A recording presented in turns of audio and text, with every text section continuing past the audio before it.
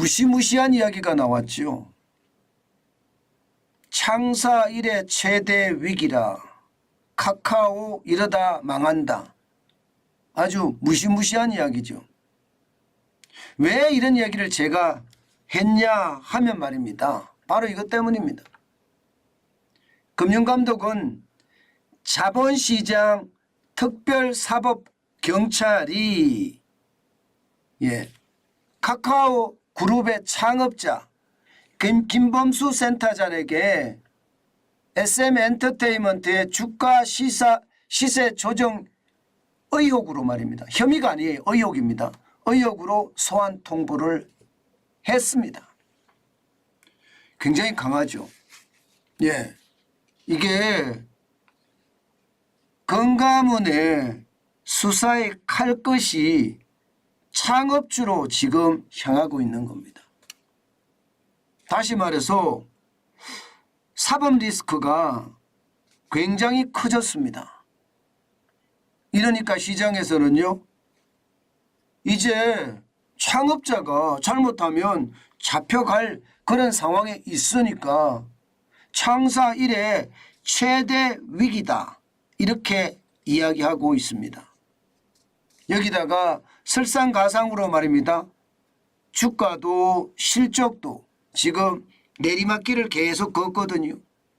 지금 한꺼번에 여러 가지 일들이 몰아치고 있습니다. 과연 카카오그룹이 이 어려움을 헤쳐갈 수 있을까? 저도 굉장히 궁금합니다. 그만큼 말입니다. 상황 자체가 좋지 않다는 이야기입니다. 이미 말입니다. 여러분 알다시피 김범수 센터장의 복심이라고 이야기하는 배재현 투자총괄 대표가 이미 SM엔터테인먼트의 시세 조정 혐의로 지금 구속이 됐습니다. 그렇기 때문에 혐의는 이미 어느 정도까지 나왔다. 왜냐하면 구속이 됐으니까. 그만큼 혐의가 나왔다는 이야기인데, 이 칼끝이 이제 김범수 의장한테 어떻게 가느냐가 가장 큰 문제다. 저는 그렇게 봅니다. 사실 SM엔터테인먼트는요, 이게 굉장히 문제가 많았었어요. 여러분도 알다시피 하이브가 들어갔고요. 또 카카오가 들어갔고요. 카카오엔터가 들어가면서 2월 28일까지만 하더라도 하이브가 비정상 세력이 매입을 하고 있다 하고 의혹을 제기했습니다.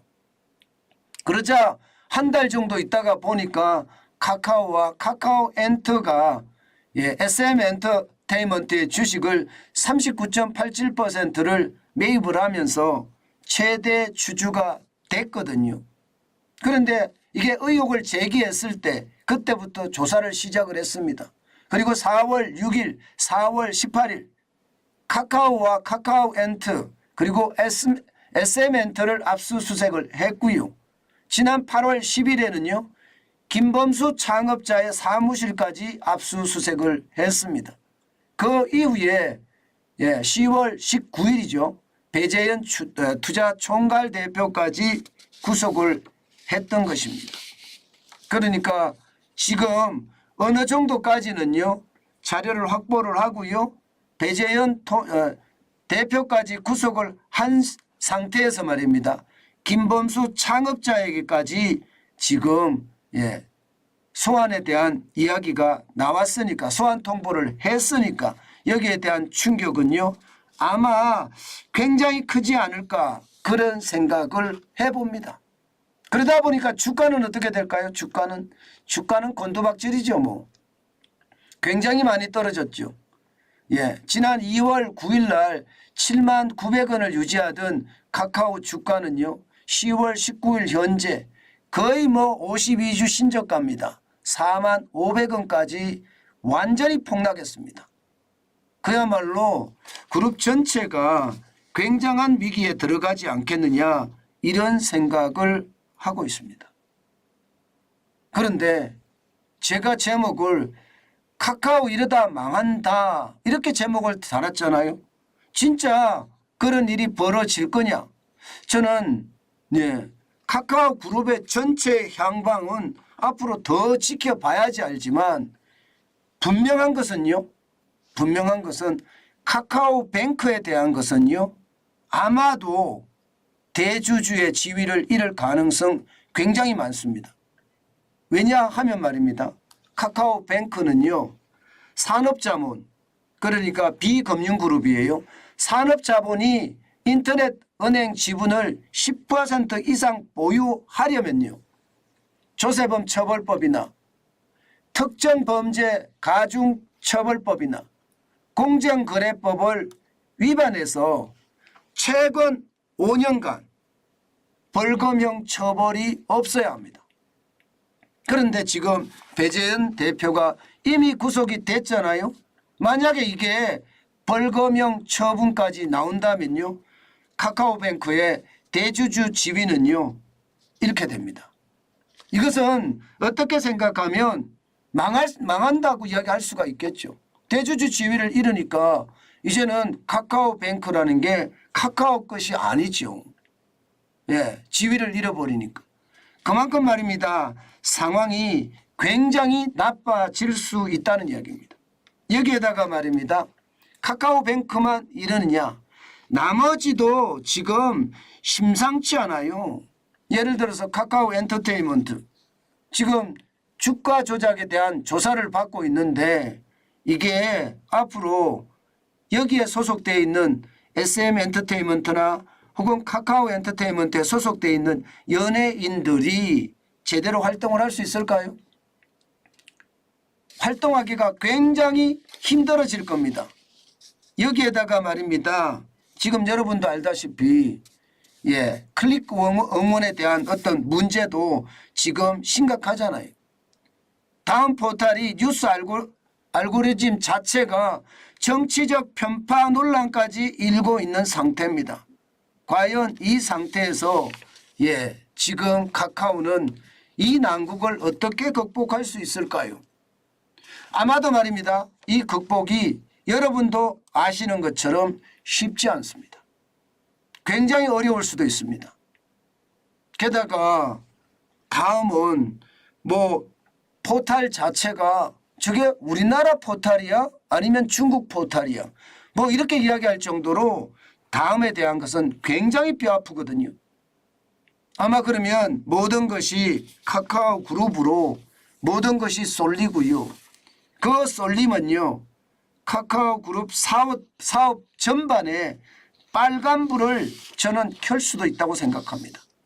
그것이 결국 카카오 그룹의 어떤 가장 큰 위협이 되지 않을까 저는 그렇게 생각합니다. 여러분 제가 여러 번에 걸쳐서 말입니다. 카카오 그룹에 대한 이야기는 말씀을 드렸습니다. 이 카카오 그룹에 대한 이야기는요.